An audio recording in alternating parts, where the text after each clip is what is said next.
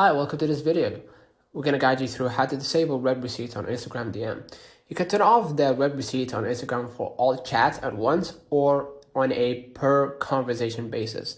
So if you want to turn off the read receipt individually, click the DMs at the bottom middle or the direct messages. Select the chat.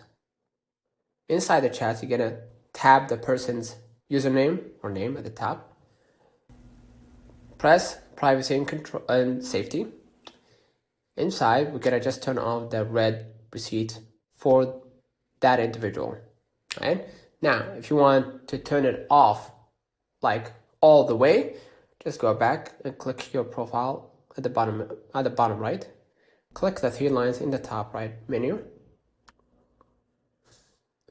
Right? Scroll a bit down to find messages and story replies. Right here, tap. Now inside, we're gonna just go ahead and press show read receipt and turn off the read receipt altogether, right? That means that all the people who contact you will never see that, you saw their messages, okay? So, or the blue check mark. Consider liking this video, subscribing, it really helps with the channel. Till next time, see you.